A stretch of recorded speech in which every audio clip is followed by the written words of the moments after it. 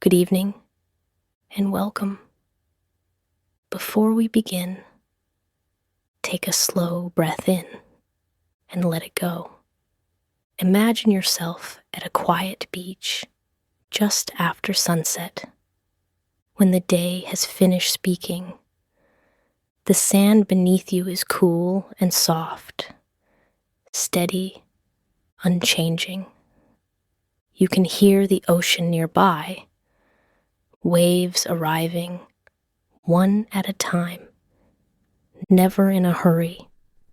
Each wave pulls the noise of the day away from you, leaving only space and ease. A gentle breeze moves across your skin, carrying the clean scent of salt and water. Nothing sharp, nothing demanding. Here, there is nowhere you need to go, nothing you need to solve, just the rhythm of the sea and the sound of my voice. Allow your body to settle, your thoughts to drift, as we ease into tonight's story.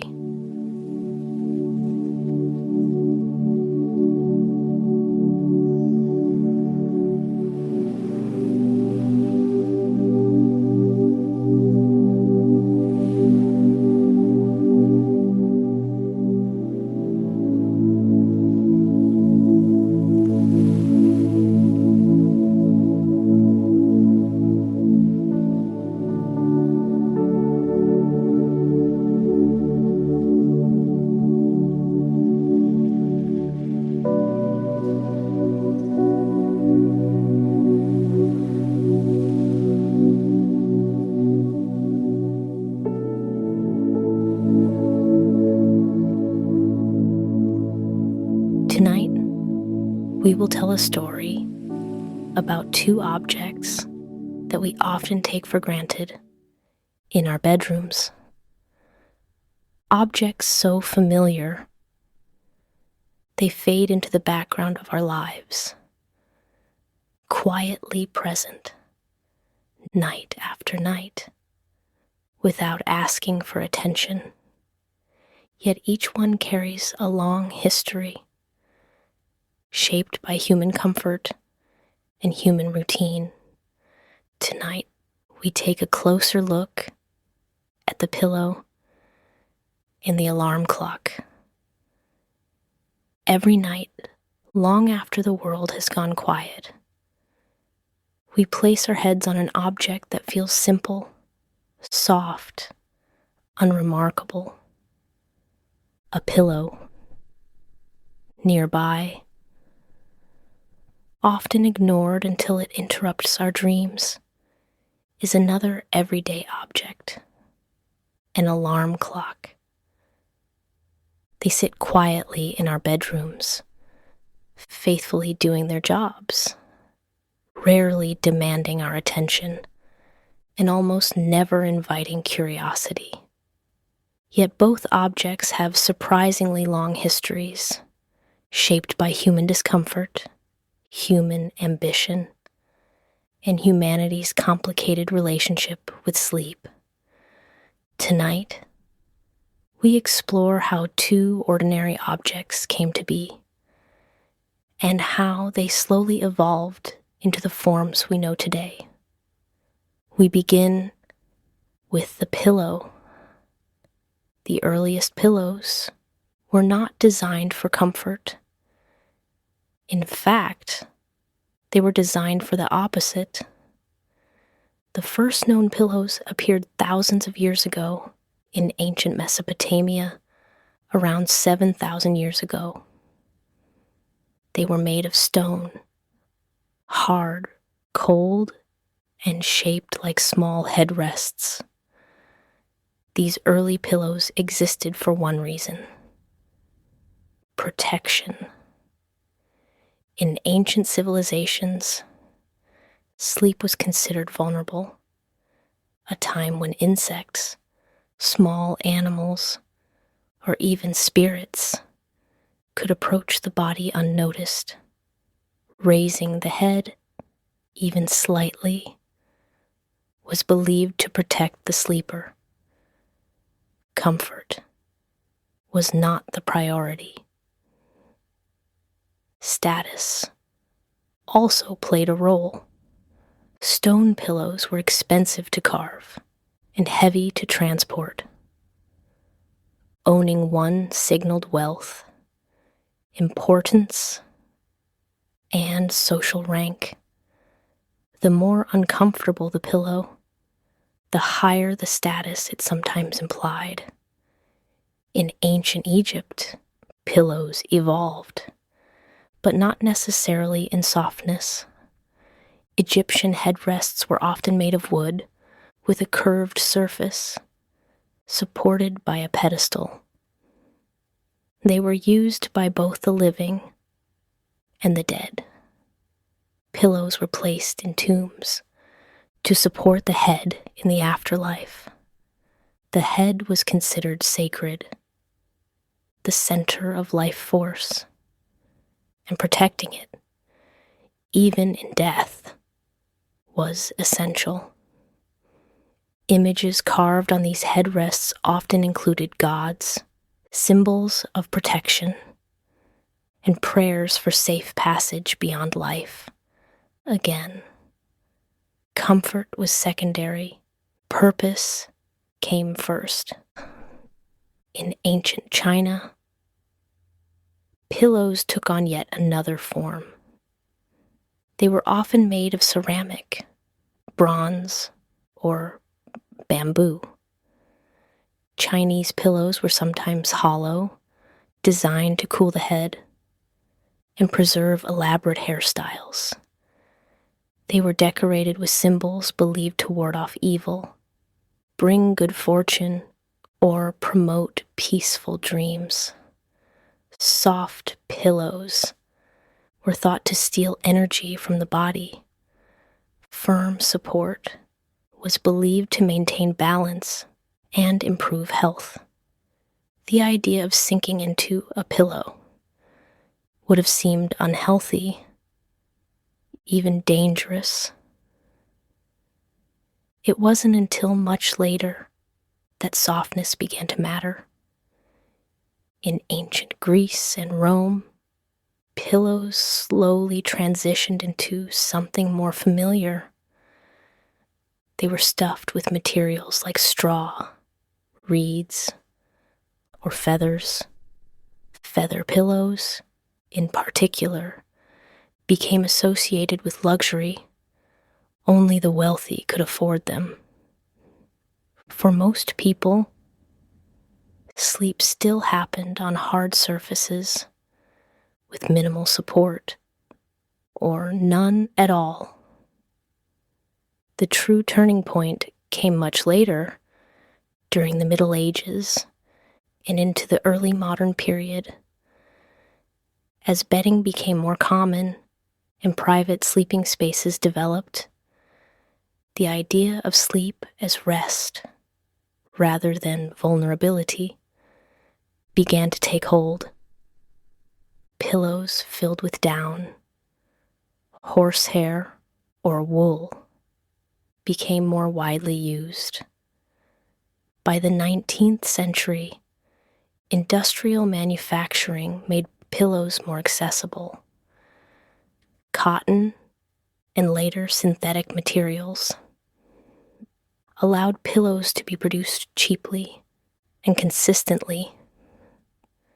For the first time in history, comfort was no longer a luxury. It was expected. Today, pillows come in countless forms: memory foam, latex, cooling gel, adjustable fills, and pillows engineered for every sleeping position imaginable. Yet their purpose remains the same: to support the head, ease the neck, and make rest possible. A quiet evolution from stone to softness. But rest has always had an enemy: time. Which brings us to the alarm clock. Long before alarm clocks existed, humans woke with the sun, but some did not. Time was fluid, measured by shadows, church bells, or the rhythm of daily life. But as societies grew more structured and work became scheduled, waking up precisely began to matter. One of the earliest alarm systems was surprisingly human. In ancient times, people hired others, called knocker-uppers. These individuals walked the streets at dawn, tapping on windows with long sticks, or shooting dried peas through blowpipes to wake their clients. It was a job, and a necessary one. The earliest mechanical clocks appeared in medieval Europe, but they were massive, tower-mounted, and inaccurate. They told communities when to pray, not individuals when to wake. It wasn't until the 15th century that smaller clocks became possible. Even then, they were rare, expensive, and unreliable. Early alarm mechanisms were crude. Some used nails placed at specific times, causing bells to ring. Others relied on falling weights or rotating drums. They were loud, imprecise, and often failed. But they were a beginning. In 1787, a breakthrough occurred. An American inventor named Levi Hutchins created what is often considered the first true alarm clock. It could ring at one time only, 4 o'clock in the morning. That was when Hutchins needed to wake for work. Customization did not exist yet. The clock served one purpose and one schedule.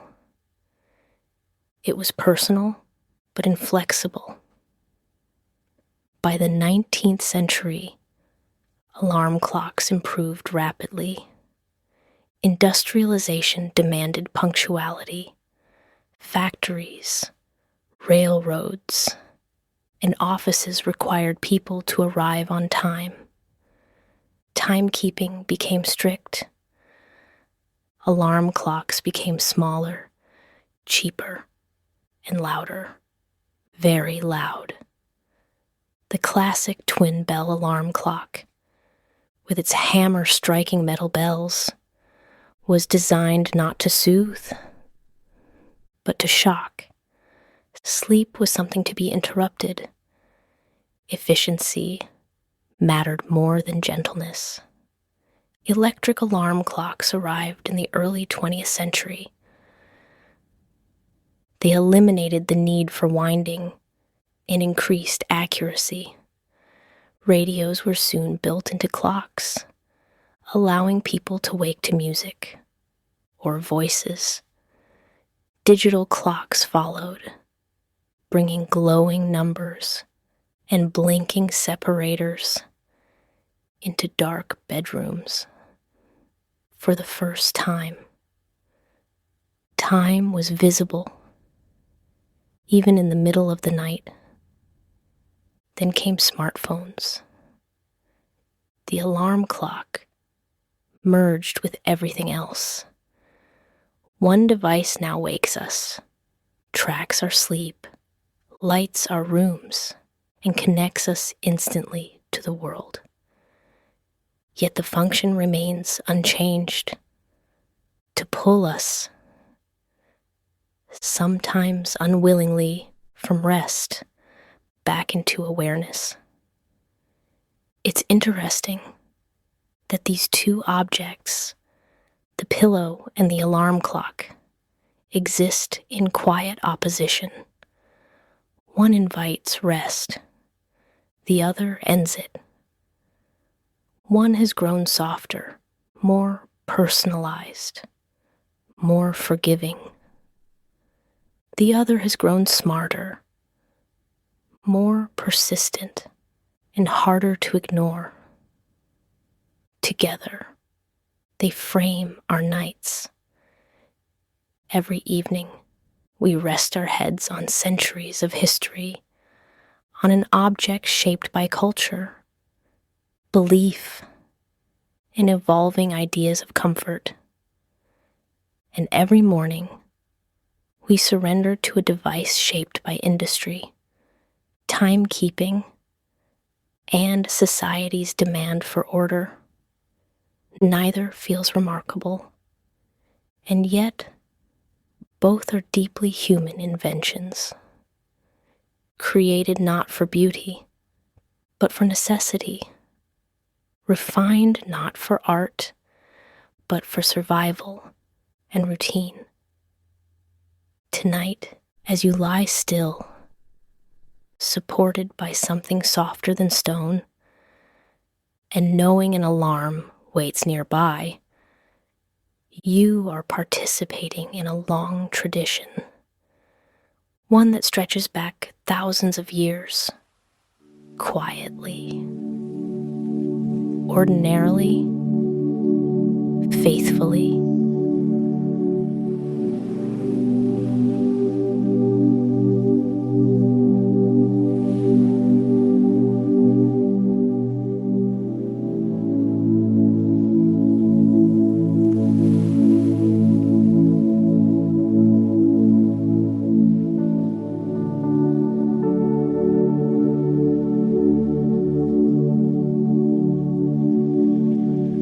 As the story comes to an end, imagine yourself still on that quiet beach.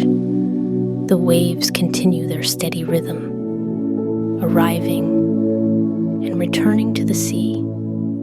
The sand beneath you remains cool and supportive, holding you without effort above you. The sky has darkened, stars appearing one by one, soft and distant with each breath. Your body feels heavier, more settled, as if the earth itself is helping you rest. There's nothing more to listen for now, nothing you need to remember, just the ocean, moving slowly, patiently. If sleep comes, let it take you gently, like the tide pulling you toward deeper water. And if you remain awake, rest here, safe and unhurried. Thank you for listening. May your night be calm, your rest be deep, and your dreams drift softly like waves along the shore.